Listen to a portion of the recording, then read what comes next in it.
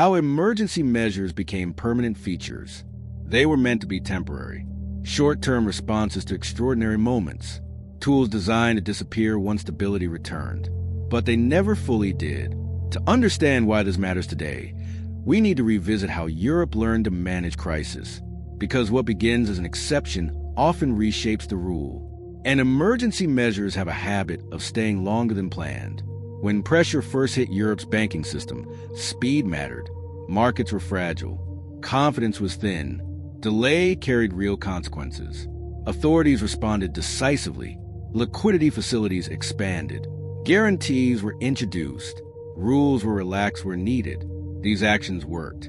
Markets stabilized. Funding resumed. Collapse was avoided.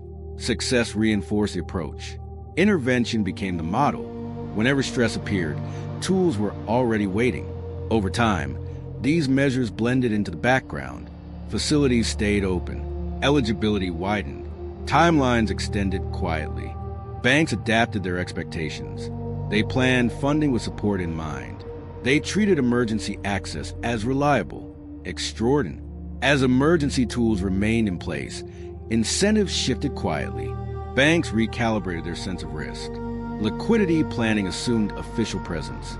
Market discipline softened without disappearing. Private funding adapted. Investors priced in support. Volatility declined. But so did urgency. This created a subtle asymmetry. Upside remained private. Downside felt shared. The line between precaution and expectation blurred. Regulators noticed the change. They debated exit strategies. They discussed normalization. But timing proved difficult. Removing support too early risked instability. Leaving it too long risked distortion. Every decision carried trade-offs. Markets reacted to signals. Hints of withdrawal tightened conditions. Assurances of continuity eased them. Policy communication became a stabilizing force. Banks responded to these cues. They delayed structural change. They relied on familiar channels. They optimized around known backstops. This behavior was rational, but it accumulated effects. Market-based liquidity thinned. Price discovery weakened. Dependence deepened.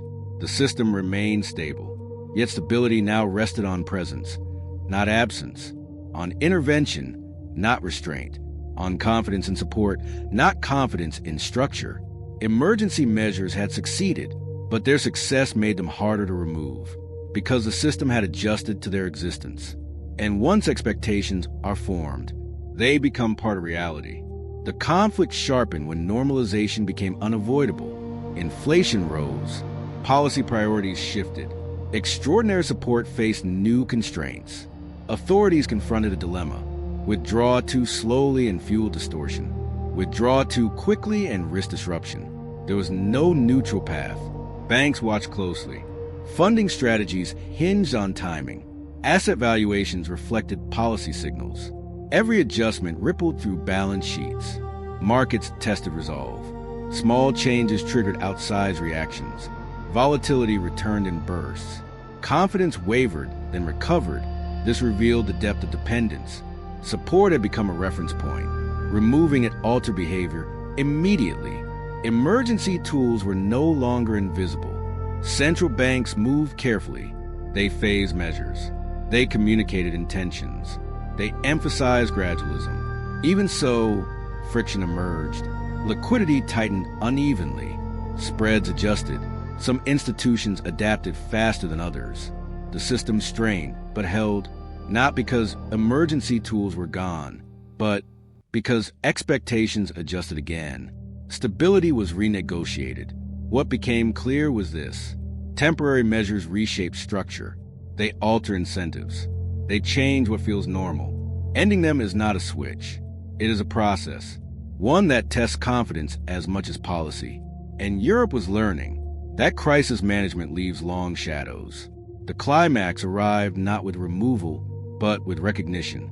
Europe accepted that emergency measures had become part of its financial architecture, not as failures, but as adaptations to a changed reality. Support tools were no longer framed as exits.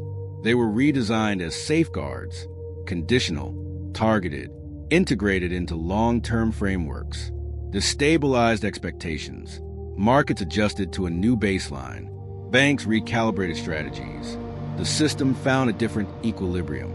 But permanence carries cost. Dependence lingers. Risk-taking adapts.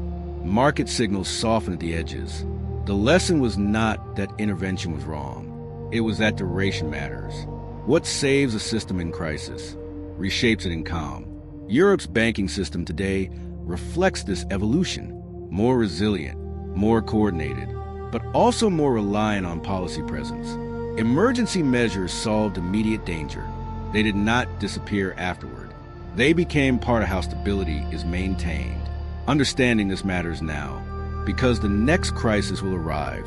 In a system already shaped by past responses, tools will exist, expectations will be set, and the challenge will not be how to intervene, but how to ensure that intervention does not become the only source of confidence. Sometimes the smallest shift in perspective becomes the beginning of a new future. What Europe's experience with emergency measures ultimately revealed is a deeper truth about the relationship between institutions and the expectations they create. Institutions are not just tools. They are signals. They tell markets, banks, governments, and citizens what to expect from the system. And expectations, once formed, become part of the system itself. They shape behavior before any action is taken. They influence decisions in anticipation of how the institution will respond. They create the environment in which the institution must then operate. This is why emergency measures are so difficult to remove. Not because they are technically embedded in the system, but because they are psychologically embedded in it. The expectation that they exist and will be activated under stress is now part of how every participant in the system makes decisions. Removing the tool does not remove the expectation. It only removes the ability to meet it. And an expectation that cannot be met is more destabilizing than an expectation that was never formed. Europe learned this in stages. First, the lesson that emergency tools work. Then, the lesson that they reshape behavior. Then, the lesson that removing them is harder than deploying them.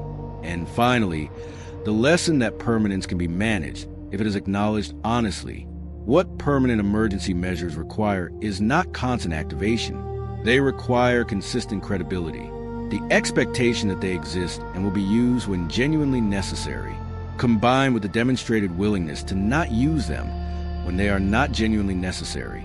That combination, availability with restraint, is what preserves both market discipline and systemic stability.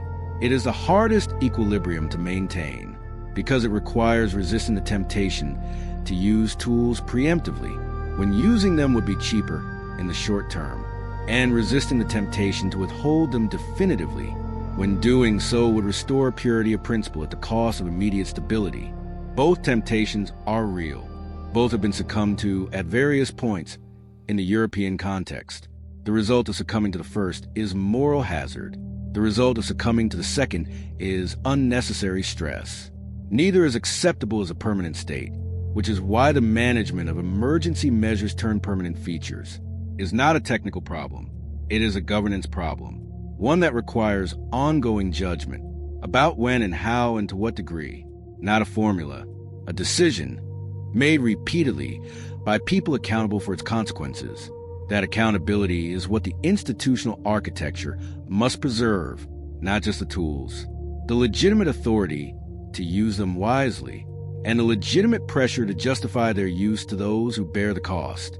That pressure is what keeps permanent emergency measures from becoming simply the background radiation of a system that has forgotten how to function without them.